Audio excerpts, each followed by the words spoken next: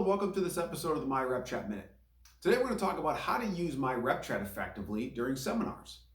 Now, most of you know that my background is as an advisor, and I used to do a lot of seminars and workshops, and it was really important to me when I decided to build MyRepChat to make sure I could use it effectively for, of course, how I marketed myself and how I found new clients. And so prospecting through seminars was very important to me, and this had to provide some opportunities for me to use. And of course, I did use it and used it very effectively, and a lot of people do today. And that's what I want to talk about, is to give you some ideas on what you can do. Now, first of all, prior to the seminar, MyRepChat can be extremely effective. Let me give you some examples of how. So when you send out your marketing materials and your invitations to invite people to a seminar or a workshop, of course, one of the things you want to do is gather RSVPs. You want to know how many people are interested. Well, MyRepChat, of course, has some auto responses that are really great, and you can create auto responses for very specific things. One of those examples would be, of course, creating an auto response for the letters RSVP. And so you can tell people to RSVP to the event, just simply text the word or the letters RSVP. And you can create an auto response that says something like, hey, thanks for your response. We look forward to seeing you at the event. So as soon as they text in RSVP, it's going to send that back to them. And that's one great way of gathering RSVPs. Very easy for the client, very easy for you to administer and to manage. The next thing you can do leading up to the event is to create some distribution lists within MyRepChat. So let's say, for instance, your event is on March 1st. You can create a distribution list called March 1st Seminar. And then you can schedule a message for that distribution list maybe a week before. Just a simple reminder, looking forward to seeing you, something like that. You can schedule a reminder the day before. Same thing, looking forward to seeing you at the event. You can even schedule one the day of. Maybe there's some last minute changes, some things you need the people to be aware of, maybe some mask mandates or guidelines they have to make sure they follow, something simple like that. You can even do that the day of. And the great news is the way our distribution list works when it comes to scheduled messages is you can add people to that list or take people out of that list, and we'll look at the people in that list right before we send the message. That's a great way of making sure that only the people you want to receive the message at the time the message is to be sent will actually get the message.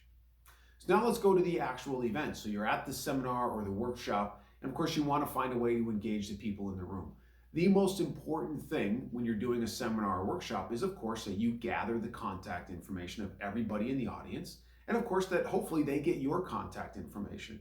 And so traditionally this was done by forms. Have people fill out a form, they put their information on it. You're never quite sure, sometimes they didn't give you the most accurate information or whatever it might be. So what I found to be really useful was I would actually tell everybody, I would write up on the whiteboard or something like that, here's my number. If you don't mind, all of you text the word VCard to this number.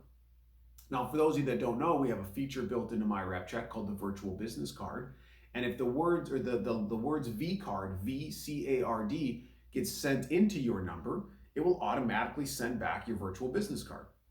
This is a great way for you to get their information, of course. It's also a great way for them to get yours.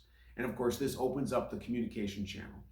Now, if you have positive consent turned on for your account, that's okay. They can still get the virtual business card. You can still send consent at another time, or you can actually just tell everybody in the audience that you want their permission to be able to exchange a text with them and just have them text the word accept inbound to your number, and that consent given orally counts the same as if you texted the consent message out. So that's another great way to use it at the seminar to get them to engage. One other thing that I did once or twice as well was I created surveys, and I told people during the event, rather than having to fill something out on paper at the end of the event, text this keyword and they automatically get the link to the survey, and they can answer the survey, answer all those same questions. But of course, they're doing it electronically, sitting there on their phone, and everybody knows how to use their phone. It's really simple to do this. But that's something you may or may not want to embrace. And then finally, after the event, no better way to say thank you than to do it in the easiest way to communicate with people today. Send a simple text message. And remember, there's some other videos that we've had where we talk about sending one message to somebody after you've met them. One text message increases conversion by over 112%. Sending 3 or more than triples conversion. Talk to people the way they want to be engaged with. Engage with them in a way that's really simple for not only you, but also for them, and the likelihood of conversion drastically increases.